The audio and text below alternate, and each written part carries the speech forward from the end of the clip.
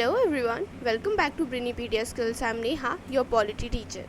And आज का जो हमारा टॉपिक है वो होगा Indian constitutions versus foreign constitutions. Basically आज हम इंडियन कॉन्स्टिट्यूशन और फॉरेन की कुछ कंट्रीज़ जो हैं उनके कॉन्स्टिट्यूशन, उनके संविधान के बीच का कंपैरिजन देखेंगे कि किस प्रकार से भारतीय संविधान विश्व के बाकी देशों के संविधान से अलग है, डिफरेंट है। आज की क्लास में हम पहले तो इंडियन कॉन्स्टिट्यूशन का एक ब्रीफ नॉलेज लेंगे, ब्रीफली समझेंगे कि भाई इंडियन कॉन्स्टिट्यूशन के क्या फंक्शंस हैं, किस प्रकार के प्रोविजंस हमारे इंडियन कॉन्स्टिट्यूशन में प्रदान किए जाते हैं। साथ ही साथ इसके बाद हम डिस्कस करेंगे कुछ मेजर कंट्रीज़ के कॉन्स्टिट्यूशंस के बारे में, कुछ मेजर कंट्रीज़ के संविधान के बारे में। तो let's start for today's class. सबसे पहले हम बात करेंगे हमारे इंडियन कॉन्स्टिट्यूशन यानी कि भारतीय संविधान के बारे में। अब भारतीय संविधान के अगर मैं साइलेंट फीचर्स की बात करूं तो हमारा जो संविधान है, इंडियन कॉन्स्टिट्यूशन जो है, हमारे पूरे विश्व का, पूरे वर्ल्ड का सबसे बड़ा, सबसे लॉन्गेस्ट रिटन कॉन्स्टिट्यूशन है। हमारे संविधान में अगर हम बात करें स्टार्टिंग में एट प्रेजेंट अगर हम बात करें 450+ आर्टिकल्स आपको देखने को मिल जाते हैं। साथ ही साथ 12 शेड्यूल्स आपको देखने को मिल जाते हैं। साथ ही साथ हमारा जो संविधान है, भारतीय संविधान, इंडियन कॉन्स्टिट्यूशन है, it is a blend of rigidity and flexibility in amending processes. देखिए, हमारा जो संविधान है इसे आप समय समय पर टाइम के हिसाब से, समय के अकॉर्डिंग इसमें बदलाव भी कर सकते हैं, चेंजेस भी ला सकते हैं वेरियस अमेंडमेंट प्रोसेस के द्वारा। साथ ही साथ कहीं ना कहीं हमारे संविधान में आपको रिजिडिटी भी देखने को मिलती है। मतलब हमारे संविधान के कुछ पार्ट्स ऐसे हैं, कुछ हिस्सा ऐसा है जिसे आप अमेंड कर सकते हैं, जिसमें आप बदलाव ला सकते हैं। वहीं हमारे संविधान का कुछ पार्ट, कुछ हिस्से ऐसे हैं जहाँ पे आप कोई बदलाव नहीं ला सकते, कोई वहाँ पे चेंजेस की उम्मीद नज़र नहीं आती।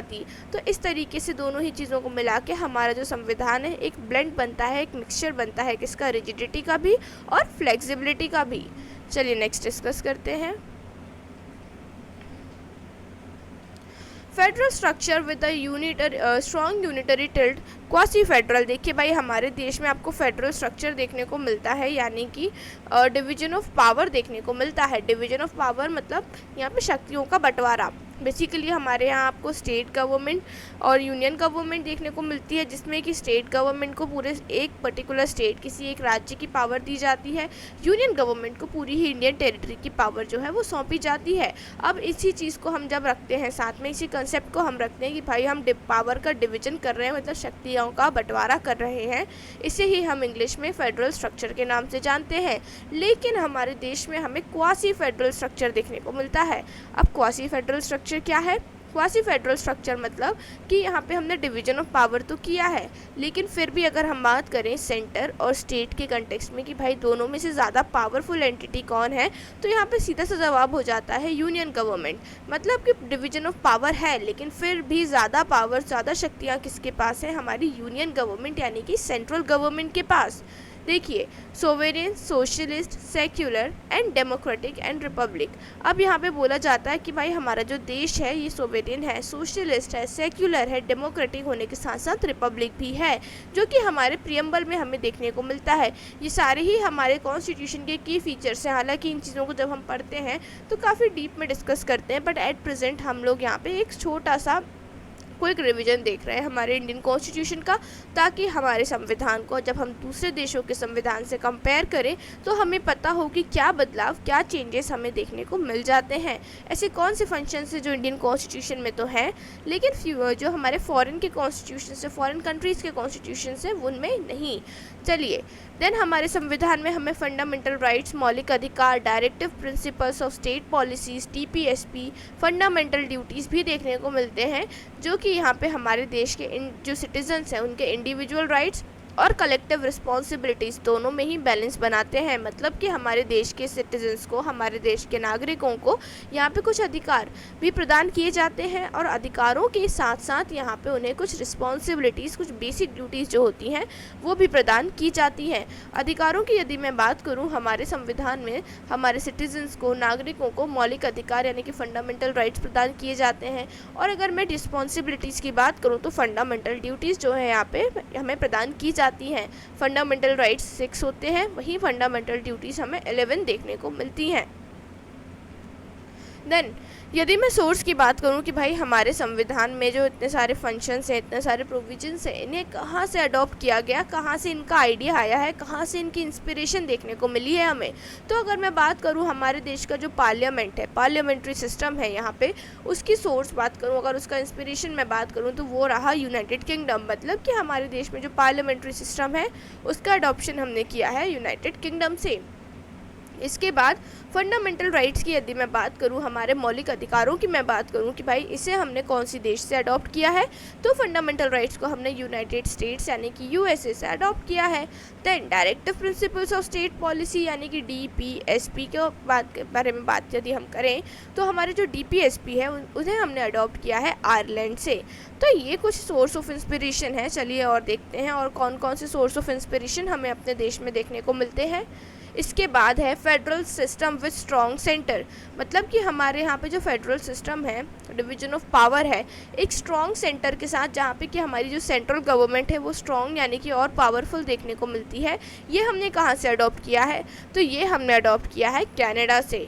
देन इसके बाद है इमरजेंसी प्रोविजंस यानी कि जो हमारा इमरजेंसी को हिंदी में क्या बोलेंगे, आपातकालीन। यस, आपातकालीन के रिगार्डिंग जो भी प्रोविजंस होते हैं, जो भी प्रावधान होते हैं, वो प्रदान किए गए हैं हमें जर्मनी से। मतलब इस पूरे ही कंसेप्ट को हमने कहाँ से अडॉप्ट किया, जर्मनी से। Then procedure for amendment. अब ये जो अमेंडमेंट का प्रोसीजर होता है कि भाई यदि हमें कोई बदलाव करने हैं तो किस प्रकार से हम अमेंडमेंट करेंगे, किस प्रकार से इसका पूरा प्रोसेस रहेगा, ये पूरी ही बातें हमने अडॉप्ट की हैं साउथ अफ्रीका से। की प्रोविजंस की यदि मैं बात करूं हमारे देश की, तो सबसे पहला तो फेडरलिज्म है, जिसमें कि हमें डिवीजन ऑफ पावर देखने को मिल जाता है यूनियन और स्टेट के बीच में, मतलब यूनियन गवर्नमेंट और स्टेट गवर्नमेंट के बीच में। अब यहाँ पे जो यूनियन गवर्नमेंट और स्टेट गवर्नमेंट होती है, दोनों के पास अलग अलग शक्तियाँ होती हैं, अलग अलग सब्जेक्ट प्रदान कर दिए जाते हैं कि भाई कुछ सब्जेक्ट ऐसे होंगे जिसमें सिर्फ स्टेट गवर्नमेंट कार्य करेगी, कुछ सब्जेक्ट ऐसे होंगे जिसमें सिर्फ यूनियन गवर्नमेंट कार्य करेगी, और वही कुछ सब्जेक्ट ऐसे भी होते हैं, कुछ टॉपिक्स ऐसे भी होते हैं जहाँ पे state government and union government दोनों मिलके कार्य करते हैं। तो बेसिकली यहाँ पे हमें distribution of power, division of power तो देखने को मिला, लेकिन यहाँ पे हमें यूनियन गवर्नमेंट जो है वो ज़्यादा स्ट्रॉन्ग, ज़्यादा पावरफुल देखने को मिली। अभी जो डिवीजन ऑफ पावर बेहतर तरीके से हो, स्टेट गवर्नमेंट और यूनियन गवर्नमेंट एक दूसरे के काम में इंटरफेरेंस ना दिखाएं, इसके लिए हमारे संविधान में 3 प्रकार की सूची यानी कि 3 प्रकार की लिस्ट का इंट्रोडक्शन किया गया। सबसे पहले है यूनियन लिस्ट, फिर है स्टेट लिस्ट, उसके बाद कंकरेंट लिस्ट। अब अगर मैं बात करूं कि भाई तीनों में ही क्या बातें होती हैं, तो पहली बात तो जो यूनियन लिस्ट होगी, इसमें वो सब्जेक्ट्स होंगे, वो बातें लिखी होंगी जिसमें काम कौन करेगा, यूनियन गवर्नमेंट। देन होगी हमारी स्टेट लिस्ट, स्टेट लिस्ट में वो चीज़ें मेंशन होंगी जिसमें कौन काम करने वाला है, स्टेट गवर्नमेंट। देन इसके बाद कंकरेंट लिस्ट, वो सब्जेक्ट लिखे होंगे जिसमें state government and union government दोनों मिलके काम करेंगे। तो ये तो यहाँ पे हमें फेडरलिज्म का मतलब बहुत आसानी से समझ आ गया कि मतलब यहाँ पे हम डिवीजन ऑफ पावर करेंगे, शक्तियों का बंटवारा करेंगे, और उसके अलावा यहाँ पे शक्तियों का बंटवारा बिल्कुल सही तरीके से किया गया है। दोनों को ही सब्जेक्ट्स डिवाइड किए गए हैं कि भाई कुछ काम आप करो, कुछ काम आप करो, और कुछ ऐसे काम होंगे जो आप दोनों मिलके करोगे। फिर आता है जुडिशरी। हमारे देश में हमें जुडिशरी देखने को मिलता है single integrated judiciary with the Supreme Court as the apex authority. अब यहाँ पे हमें सिंगल इंटीग्रेटेड जुडिशरी देखने को मिलता है। सिंगल इंटीग्रेटेड जुडिशरी मतलब सिर्फ एक ही जो सबसे मेन इंसान है, सुप्रीम कोर्ट जो है, उन्हीं का फैसला जो है माना जाएगा, और उनके फैसले को कोई और भी कोर्ट, कोई और सुप्रीम कोर्ट के फैसले को कोई हाई कोर्ट हुआ, सब ऑर्डिनेट कोर्ट हुआ, या फिर कोई और डिस्ट्रिक्ट कोर्ट ही क्यों ना हो, वो यहाँ पे चैलेंज नहीं कर सकते। वहाँ पे इनके फैसले को बदलने की जो शक्ति है, जो पावर है, वो हमारे देश में किसी और जुडिशरी के पास नहीं है। मतलब सारी ही पावर किसी सिंगल बॉडी के पास है, किसी सिंगल यहाँ पे अथॉरिटी के पास है, और उस अथॉरिटी का नाम क्या है, सुप्रीम कोर्ट। मतलब हमारे देश में जुडिशरी की जो पावर है उसे कौन होल्ड करता है सबसे ज़्यादा, सुप्रीम कोर्ट। यदि सुप्रीम कोर्ट ने एक बार वर्डिक्ट दे दिया, फैसला सुना दिया, देन उस कंडीशन में उनका जो फैसला होगा, जो वर्डिक्ट होगा, उसे कोई और दूसरा कोर्ट चैलेंज नहीं कर सकता, चेंज नहीं करवा सकता। देन इलेक्शंस की यदि मैं बात करूं, यहाँ पे हमें इलेक्शंस का भी कॉन्सेप्ट देखने को मिलता है, चुनाव का भी यहाँ पे पूरा प्रोविजन प्रावधान हमें अपने देश के संविधान में देखने को मिलता है। हमारे देश में इलेक्शन सही तरीके से हो, फ्री एंड फेयर इलेक्शंस हो, इलेक्शन में किसी भी प्रकार की गलत काम ना हो, किसी भी प्रकार से यहाँ पे गलत एक्टिविटीज़ ना हो, बेसिकली इलेक्शंस के जो रिजल्ट है उनके साथ छेड़खानी ना की जाए, इसके लिए यहाँ पे हमारे देश में एक इंडिपेंडेंट इलेक्शन कमीशन का फॉर्मेशन किया जाता है। अब ये जो इंडिपेंडेंट इलेक्शन कमीशन होती है, इनका काम होता है इस बात का ध्यान रखना कि हमारे देश में जब कभी भी चुनाव हो तो वो सारे चुनाव क्या हो, फ्री और फेयर हो, उन चुनावों में किसी प्रकार की इलीगल एक्टिविटीज़ ना हो, किसी भी प्रकार से वहाँ पे जो भी कोई भी पॉलिटिकल पार्टी है किसी भी सिटीज़न का, किसी भी ग्रुप ऑफ पीपल का ब्रेन वॉश करने की कोशिश ना करे, गलत तरीके से जो वोट्स हैं उनको गेन करने की कोशिश ना करे, साथ ही साथ यहाँ पे जो रिज़ल्ट हो वो बिल्कुल ही फेयर हो, यहाँ पे ट्रांसपेरेंसी जो है उसे मेनटेन किया जाए ताकि जो सिटीजन्स हैं उनका एक भरोसा जो है संविधान पे बना रहे। इसके बाद इन सभी के अलावा हमें अपने देश में इमरजेंसी प्रोविजंस भी देखने को मिलते हैं। भाई कभी कोई आपातकालीन समस्या आ जाती है, आपातकालीन समय आ जाता है, तो उन चीज़ों से भी डील करने के लिए हमारे संविधान में इमरजेंसी के जो प्रावधान हैं, प्रोविजंस हैं, वो प्रदान किए जाते हैं। Central government gains extensive power during emergencies. भाई अब जब इमरजेंसी लगाई जाती है ना, उस समय जो सेंट्रल गवर्नमेंट होती है वो सबसे ज़्यादा पावरफुल हो जाती है, सबसे ज़्यादा स्ट्रांग हो जाती है, क्योंकि उस टाइम पे सारे ही देश की जो बागडोर होती है वो किसके हाथों में आ जाती है, सेंट्रल गवर्नमेंट के हाथों में। अगर मैं यहाँ पे बात करूँ कि भाई कितने प्रकार की इमरजेंसी हमें अपने संविधान में देखने को मिलती है, तो वो होती है 3 प्रकार की इमरजेंसी। पहला होता है नेशनल इमरजेंसी, जो कि आर्टिकल 352 के अंतर्गत लगाई जाती है। दूसरा होता है प्रेसिडेंट रूल यानी कि राष्ट्रपति शासन, जो कि यहाँ पे आर्टिकल 356 के अंतर्गत लगाई जाती है। तीसरी होती है हमारी यहाँ पे फाइनेंशियल इमरजेंसी, जो कि आर्टिकल 360 के अंतर्गत लगाई जाती है। अब ये तीनों ही इमरजेंसी जो होती हैं, तीनों के ही अलग अलग काम होते हैं, अलग अलग प्रावधान होते हैं। अगर आपको इन तीनों के ही बारे में डिटेल में पढ़ना है तो आप यहाँ पे इमरजेंसी के जो प्रोविजंस हैं उनके लिए मैंने अलग से क्लास रिकॉर्ड की हुई है यूट्यूब के चैनल पे, आप उसे गो थ्रू कर सकते हैं और इमरजेंसी के बारे में और डेप्थ में और बेहतर तरीके से समझ सकते हैं। चलिए नेक्स्ट डिस्कस करते हैं। अब हम बात करेंगे फॉरेन कॉन्स्टिट्यूशंस के बारे में कि भाई जो दूसरे देश हैं उनके कॉन्स्टिट्यूशन क्या कहते हैं, उनके संविधान हमें क्या बताते हैं। सबसे पहले हम शुरू करेंगे यूनाइटेड किंगडम से। अब ये जो यूनाइटेड किंगडम है ना, इनका जो संविधान है, इनका जो कॉन्स्टिट्यूशन है वो अनरिटन है, मतलब लिखा हुआ नहीं है। जिस प्रकार हमें हमारा भारतीय संविधान रिटन देखने को मिलता है, लिखा हुआ देखने को मिलता है, यहाँ पे यूनाइटेड किंगडम का जो संविधान है, जो कॉन्स्टिट्यूशन है, वो लिखा हुआ नहीं है। It is based on customs, convention, give me a second please. Yes so यहाँ पे अगर हम यूके की बात करें, यूनाइटेड किंगडम की बात करें, तो इनके यहाँ जो भी संविधान होता है ना, ये इनके कस्टम्स में, इनकी जो ट्रेडिशनल प्रैक्टिसेस होती हैं, साथ ही साथ पार्लियामेंट के जो डिसीजंस होते हैं यानी कि स्टैट्यूट्स की मैं बात करूँ, और जो कॉमन लॉ इनकी कंट्री में प्रिवेल करते हैं उनके हिसाब से बनाया जाता है। साथ ही साथ यहाँ पे पार्लियामेंट्री सोवरेनिटी जो होती है वो सुप्रीम होती है, मतलब जो भी डिसीजन, जो भी लॉ पार्लियामेंट ने यहाँ पे बना दिया वो यहाँ पे फिक्स हो जाता है। कोई भी शक्ति, कोई भी पावर यहाँ पे पार्लियामेंट के ऊपर नहीं होती। जैसे कि हमारे देश में यदि पार्लियामेंट में कोई लॉ बनेगा तो उससे पहले अपर हाउस से पास करवाना है, फिर लोअर हाउस से पास करवाना है, फिर प्रेसिडेंट के एसेंट लगेंगे, उसके बाद वो लॉ बनेगा। और उसके बाद भी यदि सुप्रीम कोर्ट को और हमारे सिटीजन्स को ऐसा लगता है कि वो लॉ क्या है, यहाँ पे गलत है, किसी प्रकार से फंडामेंटल राइट को हार्म पहुँचा रहा है, पब्लिक इंटरेस्ट के लिए नहीं है, या फिर सोसाइटी में उसको लेके यहाँ पे डिस्प्यूट्स हो रहे हैं, लड़ाई झगड़े हो रहे हैं, तो उस कंडीशन में सुप्रीम कोर्ट के पास ये अधिकार होता है कि सुप्रीम कोर्ट उस लॉ को नल एंड वॉइड डिक्लेयर कर दे, यानी कि खारिज कर दे। लेकिन यहाँ पे यूनाइटेड किंगडम में ऐसा कुछ भी नहीं होता। यूनाइटेड किंगडम में जो भी फैसला, जो भी डिसीजन पार्लियामेंट ने ले लिया वही डिसीजन फाइनल हो जाता है। और साथ ही साथ यहाँ का जो संविधान है वो किसी भी प्रकार से हमें रिटन देखने को नहीं मिलता। जैसे हमारे संविधान की एक बुक है, द इंडियन कॉन्स्टिट्यूशन करके बुक होती है, ऐसी कोई बुक, ऐसी कोई किताब हमें वहाँ देखने को नहीं मिलती। देन कॉन्स्टिट्यूशनल मोनार्की को exist with a democratic structure.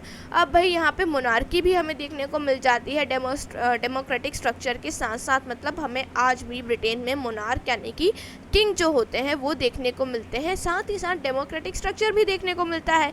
लेकिन इंडिया के कंटेक्स्ट में हमें ऐसा कुछ देखने को नहीं मिलता।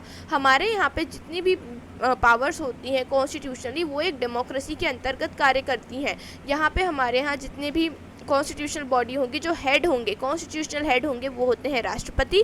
और राष्ट्रपति के अलावा हमें यहाँ पे अपने देश में कोई और राजा, कोई और किंग, कोई और क्वीन देखने को नहीं मिलता। लेकिन ब्रिटेन के कंटेक्स्ट में कुछ अलग बातें होती हैं। यहाँ पे डेमोक्रेटिक स्ट्रक्चर तो है ही, साथ ही साथ यहाँ पे मोनार्कियल रूल भी हमें देखने को मिल जाता है, मतलब दोनों मिक्स होते हैं यहाँ पे। No rigid separation of power, fusion of legislature and executive. Basically भाई यहाँ पे हमें सेपरेशन ऑफ पावर देखने को नहीं मिलता है। यहाँ पे शक्तियों को अलग अलग लोगों के बीच में, अलग अलग कॉन्स्टिट्यूशनल बॉडीज़ के बीच में डिस्ट्रीब्यूट नहीं किया जाता है, जो जैसा कि हमारे इंडिया में होता है। लोकसभा होती है, राज्यसभा होती है, यूनियन गवर्नमेंट और स्टेट गवर्नमेंट के बीच में डिस्ट्रीब्यूशन किया जाता है। इस प्रकार का कोई भी डिस्ट्रीब्यूशन हमें यहाँ पे देखने को नहीं मिलता। देन हम बात करेंगे यूनाइटेड स्टेट्स ऑफ अमेरिका के बारे में। भाई ये जो यूनाइटेड स्टेट ऑफ अमेरिका का कॉन्स्टिट्यूशन यानी कि संविधान है, ये विश्व का, वर्ल्ड का पहला रिटन कॉन्स्टिट्यूशन बना। यहाँ पे विश्व में, दुनिया में सबसे पहले यदि किसी देश का कॉन्स्टिट्यूशन, संविधान लिखा गया तो वो था यूनाइटेड स्टेट्स ऑफ अमेरिका। बात करूँ भाई यहाँ पे कितने आर्टिकल्स, कितने सारी चीज़ें होती हैं संविधान में, तो मात्र 7 आर्टिकल्स देखने को मिलते हैं और 27 अमेंडमेंट्स। अब भाई अगर आप इंडियन कंटेक्स्ट में से कंपेयर करें, 450 से ऊपर आर्टिकल्स हैं, 22 पार्ट्स देखने को मिल जाते हैं, 12 शेड्यूल्स देखने को मिल जाते हैं। वहीं अगर हम बात करें अमेंडमेंट्स की, तो भाई अमेंडमेंट्स तो 100 के ऊपर है हमारे संविधान में। वहीं अगर हम यूनाइटेड स्टेट्स को देखें तो सिर्फ 7 आर्टिकल और 27 अमेंडमेंट्स से काम हो जाता है। काफ़ी छोटा है कंपेयर करें अगर आप इंडिया से इसे। तो फिर federal structure with clear separation of power, यहाँ पे हमें फेडरल स्ट्रक्चर देखने को मिलता है। अब ये फेडरल स्ट्रक्चर इंडिया की तरह नहीं होता कि हमने फेडरल स्ट्रक्चर तो किया लेकिन यूनियन गवर्नमेंट को ज़्यादा पावर दे दी। यहाँ का जो फेडरल स्ट्रक्चर होगा ना, यहाँ पे क्लियर सेपरेशन होगा, मतलब जो पावर होगी उसका इक्वल डिवीजन आपको देखने को मिलेगा। Powers among executive, legislature and judiciary. अब यहाँ पे जो एग्जीक्यूटिव, लेजिस्लेचर और जुडिशरी की पावर होती है ना, तीनों के पास इक्वल पावर, क्लियर सेपरेशन किया जाता है। ऐसा नहीं कि जो हमारा जुडिशरी है, जैसे कि इंडिया में होता है, जुडिशरी के पास ज़्यादा पावर होती है, अगर वो चाहे तो एग्जीक्यूटिव और लेजिस्लेटिव के जो डिसीजंस होते हैं उन्हें नल एंड वॉइड डिक्लेयर कर सकते हैं, लेकिन एग्जीक्यूटिव और लेजिस्लेटिव ये कार्य नहीं कर सकते। ठीक उसी तरीके से यहाँ पे हमें अमेरिका में उल्टा देखने को मिल रहा है। किस तरीके से फेडरल स्ट्रक्चर है, कंप्लीट फेडरल स्ट्रक्चर है, इंडिया की तरह क्वासी फेडरल स्ट्रक्चर नहीं है। साथ ही साथ यहाँ पे जो सेपरेशन ऑफ पावर है ना, उसे बिल्कुल क्लियर रखा जाता है, बिल्कुल क्रिस्टल क्लियर सेपरेशन हमें देखने को मिल जाता है यहाँ पे। किसके बीच में? एग्जीक्यूटिव, लेजिस्लेचर और जुडिशरी के बीच में। Then bill of rights protect individual freedom. अब यहाँ पे जो इंडिविजुअल फ्रीडम्स है ना, उन्हें प्रोटेक्ट करने के लिए बिल ऑफ राइट्स जो हैं वो प्रदान किए जाते हैं। साथ ही साथ rigid amendment process requires 2/3 majority in Congress and approval bye 3/4 of state. भाई यहाँ का जो प्रोसेस, अमेंडमेंट प्रोसेस होता है, बदलाव करने का जो प्रोसेस होता है कॉन्स्टिट्यूशन को, वो काफ़ी रिजिड होता है, फिक्स होता है कि भाई इतना ही होगा, इससे ज़्यादा में हम चेंज नहीं करेंगे। रिजिड कैसे? भाई आप खुद देखिए, 2/3 ऑफ मेजॉरिटी इन कांग्रेस, भाई 2/3 मेजॉरिटी पहले यहाँ चाहिए आपको, फिर इसके बाद approval bye 3/4 of the state.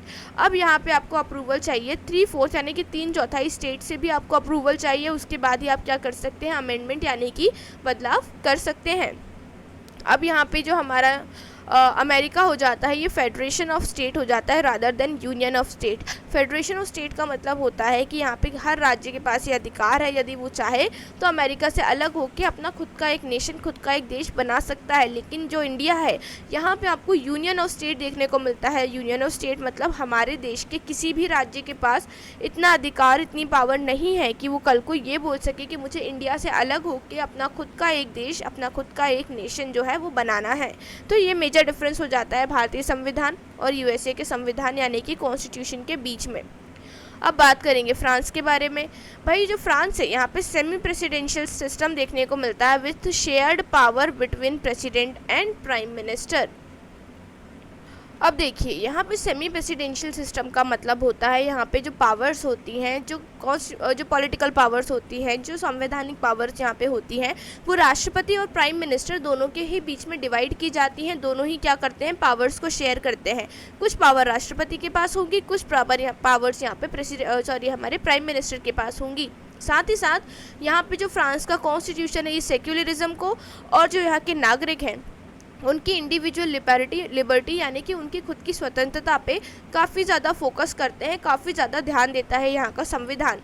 Secularism का मतलब होता है कि भाई हम किसी एक भी धर्म को यहाँ पे प्रमोट नहीं करेंगे, हम सभी धर्मों को इक्वल ट्रीट करेंगे, सभी धर्मों के लिए हमारे देश में बराबर जगह होगी, हम किसी एक धर्म को प्रमोट नहीं करेंगे, ना ही किसी एक धर्म की निंदा करेंगे। ये होता है सेक्युलरिज्म, सेक्युलर होना, कि भाई हम सभी धर्मों का जो है सम्मान करते हैं, हम किसी भी धर्म को बुरा भला नहीं कहेंगे। साथ ही साथ यहाँ पे इंडिविजुअल लिबर्टी का यहाँ पे आप ये मतलब निकाल सकते हैं कि यहाँ के जो नागरिक हैं उनकी खुद की स्वतंत्रता, कि भाई वो अच्छे से आज़ादी का भरा जीवन जिए, उन्हें किसी प्रकार की रोक टोक ना हो, किसी प्रकार का बंधन ना हो, इस बात पे ज़्यादा ध्यान देता है फ्रांस का कॉन्स्टिट्यूशन यानी कि फ्रांस का संविधान। फिर यहाँ का जो कॉन्स्टिट्यूशन है ये हमें रिटर्न देखने को मिलता है, जो कि यहाँ की 5th रिपब्लिक 1958 के टाइम पे फॉर्मेशन यहाँ पे इस कॉन्स्टिट्यूशन का किया गया था। देन कनाडा की बात करते हैं। कनाडा में हमें फेडरल स्ट्रक्चर देखने को मिलता है, फेडरल सिस्टम देखने को मिलता है विद पार्लियामेंट्री डेमोक्रेसी, मतलब यहाँ पे भी फेडरलिज्म है, डिवीजन ऑफ पावर है, साथ ही साथ यहाँ पे हमें पार्लियामेंट्री डेमोक्रेसी देखने को मिलती है, मतलब पार्लियामेंट देखने को मिलता है। इसके बाद डिवीजन ऑफ पावर की यदि मैं करूँ, यहाँ पे डिवीजन ऑफ पावर, जो पावर्स का डिवीजन है वो सेंट्रल और प्रोविंशियल गवर्नमेंट के बीच में देखने को मिलता है। मतलब यहाँ पे जो भी शक्तियाँ होंगी, जो भी पावर्स होंगी, वो यहाँ पे यूनियन गवर्नमेंट, जो कि जैसे अपने इंडिया में होता है यूनियन गवर्नमेंट और राज्यों स्टेट्स के बीच में डिवाइड किया जाता है, सेम वही प्रोसेस यहाँ पे भी है, यूनियन गवर्नमेंट और प्रोविंशियल गवर्नमेंट के बीच में यहाँ पे डिस्ट्रीब्यूशन हमें देखने को मिल जाता है। Strong central government with the ability to override provincial law. अब यहाँ की भी जो सेंट्रल गवर्नमेंट होती है वो ज़्यादा स्ट्रॉन्ग, ज़्यादा शक्तिशाली होती है और उनके पास इतनी एबिलिटी होती है, इतनी पावर होती है कि जो प्रोविंशियल लॉज है ना, जो स्टेट के लॉज है, ये इसे ओवरराइड कर सकते हैं, इसे यहाँ पे कभी भी खारिज कर सकते हैं। मान लीजिए यहाँ पे किसी भी प्रोविंशियल गवर्नमेंट ने कोई नियम निकाला, कोई पॉलिसी निकाली, अब यहाँ पे हमारी सेंट्रल गवर्नमेंट को लगता है कि ये पॉलिसी गलत है, तो सेंट्रल गवर्नमेंट के पास ये अधिकार है कि वो उस पॉलिसी को खारिज कर सकते हैं, उस पॉलिसी को बदल के अपने हिसाब से चेंज कर सकते हैं। रिजर्वेशन एंड डिसअलाउंसेस, अब यहाँ पे बेसिकली यहाँ पे चेंज किया जा सकता है कि भाई अगर उन्हें लगता है कि नहीं इस लॉ को हमें बनाना चाहिए तो वो अपने लिए रिजर्व कर लेंगे। डिसअलाउंसेस उन्हें लगता है कि भाई गलत है, ये लॉ होना ही नहीं चाहिए, तो वो उसे हटा देंगे। बेसिकली यहाँ पे हमें डिवीजन ऑफ पावर तो देखने को मिलता है, लेकिन ज़्यादा शक्तियाँ, ज़्यादा पावर किसके पास है? कनाडा में सेंट्रल गवर्नमेंट या फिर यूनियन गवर्नमेंट के पास। ऐसा ही कुछ हमें इंडिया में भी देखने को मिलता है, फेडरेशन है, सेपरेशन ऑफ पावर है, डिवीजन ऑफ पावर है। इसके बाद भी हमें जो ज़्यादा पावर, ज़्यादा शक्तियाँ होती हैं वो किसके पास देखने को मिलती हैं? हमारी यूनियन गवर्नमेंट के पास। ऑस्ट्रेलिया की बात करते हैं, चलिए। फेडरल पार्लियामेंट्री डेमोक्रेसी, अब यहाँ पे फेडरल पार्लियामेंट्री डेमोक्रेसी देखने को मिलती है, मतलब पार्लियामेंट्री सिस्टम तो है बट फेडरलिज्म यहाँ पे भी है। Follows the British parliamentary system with integrating American federalism, अभी जो ऑस्ट्रेलिया है ना ये ब्रिटिश पार्लियामेंट्री सिस्टम को फॉलो करते हैं, साथ ही साथ अमेरिकन फेडरलिज्म जो है यहाँ पे, जिस प्रकार का अमेरिका में फेडरेशन देखने को मिलता है सेंटर और स्टेट्स के बीच में, उसी प्रकार का फेडरलिज्म हमें यहाँ ऑस्ट्रेलिया में देखने को मिलता है। बट यहाँ पे जो ऑस्ट्रेलिया का संविधान, ऑस्ट्रेलिया का कॉन्स्टिट्यूशन है वो भी रिटन कॉन्स्टिट्यूशन है, लेकिन ये जो है ना इंडिया के कॉन्स्टिट्यूशन से छोटा है और साथ ही साथ ये कॉन्स्टिट्यूशन रिजिड है। जैसे कि हमारा इंडियन कॉन्स्टिट्यूशन जो है वो रिजिड होने के साथ साथ फ्लेक्सिबल भी है, मतलब रिजिड तो है कि भाई कुछ बातों में आप बदलाव नहीं कर सकते, वहीं कुछ बातों में जो है आप बदलाव कर सकते हैं, चेंजेस ला सकते हैं। लेकिन जो ऑस्ट्रेलिया का कॉन्स्टिट्यूशन है वो कम्प्लीटली क्या है? रिजिड है, लेकिन ये साथ ही साथ रिटन भी है और हमारे संविधान से, इंडियन कॉन्स्टिट्यूशन से कुछ हद तक छोटा भी है। तो ये कुछ इंपॉर्टेंट मेजर कंट्रीज थी जिनके साथ हमने आज कंपैरिजन देखा हमारे भारतीय संविधान का, इंडियन कॉन्स्टिट्यूशन का। अब आपके लिए यहाँ पे ये टेबल अवेलेबल है, इस टेबल में आप एक कंपैरिजन देख सकते हैं। अगर आप कंपैरिजन लॉन्ग टर्म तक याद रखना चाहते हैं इंडिया और इन कंट्रीज़ के बीच में, तो आप इस टेबल को लर्न कर सकते हैं और इस टेबल को जहाँ पे भी आप पढ़ते हैं या फिर आपकी कॉपी में या फिर आप इसे प्रिंट निकाल के इसे पेस्ट कर सकते हैं, ताकि आप क्या कर सकते हैं यहाँ पे आसानी से गो थ्रू कर सकते हैं। इसके लिए आपको जब आपका एक बार कंप्लीट हो जाए चीज़ें, तो आपको रिवाइज करने के लिए इतने सारे लंबे लंबे नोट्स को गो थ्रू ना करना पड़े। छोटे से ही टेबल को देख के आप आसानी से क्या कर सकते हैं, यहाँ पे कंपैरिजन इंडियन कॉन्स्टिट्यूशन का फॉरेन कॉन्स्टिट्यूशन से लर्न कर सकते हैं, समझ सकते हैं। ये टेबल काफ़ी शॉर्ट है और इस शॉर्ट से टेबल में ही आपको सारी ही चीज़ें देखने को मिलेंगी। सबसे पहले यहाँ पे एस्पेक्ट देखने को मिलेंगे भाई, length, secularism, federalism, amendment process, separation of power, judiciary, साथ ही साथ सोर्स ऑफ इंस्पिरेशन। कौन कौन से कॉन्स्टिट्यूशंस की? Indian constitution, UK constitution, US constitution, France constitution, Canada and Australia के कॉन्स्टिट्यूशन। इन सभी कंट्रीज़ का कंपैरिजन आपको यहाँ पे देखने को मिल जाएगा। तो ये जो टेबल है आपके लिए काफ़ी हेल्पफुल होगा।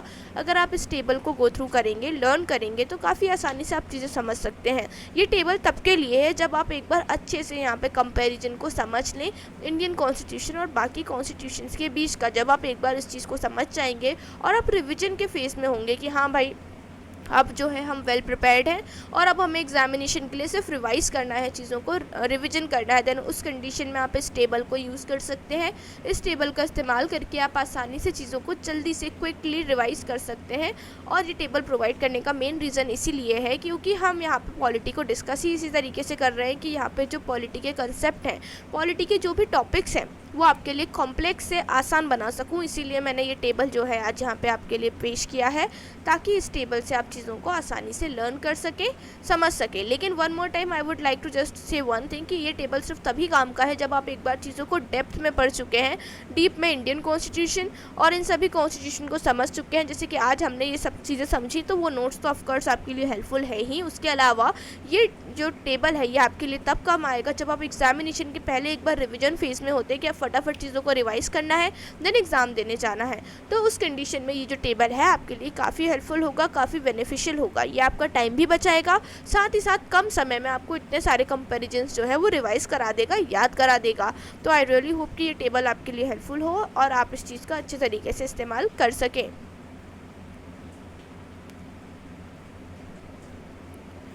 सो या that's all for today's class. आज की क्लास में हमने सबसे पहले तो इंडियन कॉन्स्टिट्यूशन को ब्रीफली समझा कि भारतीय संविधान में कौन कौन से फंक्शंस, कौन कौन सी चीज़ें हमें देखने को मिलती हैं। भारतीय संविधान के कुछ जो आइडियाज़ होते हैं वो हमने अडॉप्ट किए हैं, बोरो किए हैं दूसरे नेशन से। तो वो कौन कौन से नेशंस हैं, इन बातों को हमने आज डिस्कस किया। इसके अलावा हमने यूएसए, यूके, फ्रांस, उसके अलावा कनाडा और ऑस्ट्रेलिया जैसे कंट्रीज़ जो हैं उनके संविधान से हमारे भारतीय संविधान को कंपेयर किया कि भाई इंडिया में किस प्रकार से चीज़ें होती हैं, साथ ही साथ इन नेशंस में, इन देशों में चीज़ें किस प्रकार से होती हैं। तो आई रियली होप कि आज की क्लास का जो टॉपिक था वो आपको काफ़ी अच्छे तरीके से समझ में आया होगा। And if you like the video, please like the video, comment करके मुझे ज़रूर बताइए कि आपको किस तरीके का लगा आज का वीडियो, आपको सारी चीज़ें समझ में आई या नहीं, या फिर ऐसा कोई टॉपिक है, ऐसा कोई कॉम्प्लेक्स टॉपिक है जो इंडियन पॉलिटी का आपको समझ में नहीं आता, आप प्लीज़ मुझे बताइए ताकि मैं उस कॉम्प्लिकेटेड, उस कॉम्प्लेक्स टॉपिक को आपके लिए आसान बना के आपके लिए जल्दी से जल्दी उस टॉपिक का वीडियो यहाँ पे पेश कर सकूँ। साथ ही साथ अगर आपके कोई फ्रेंड या फैमिली में इंडियन पॉलिटी से रिगार्डिंग कोई इंसान है भाई जिसे समझ नहीं आती, जिसे लगता है सब्जेक्ट बोरिंग है, तो ये वीडियोस आपको उस इंसान के साथ ज़रूर शेयर करने चाहिए, सो दैट ही और शी कैन अंडरस्टैंड कि Indian polity is not at all boring and complex. In fact it is a fun loving subject जहाँ पे आप आसानी से चीज़ों को समझ सकते हैं। एंड इसके अलावा I just hope you all are doing well, you all are healthy, you all are happy. At last I would like to say just one thing that या थैंक्स फॉर वॉचिंग।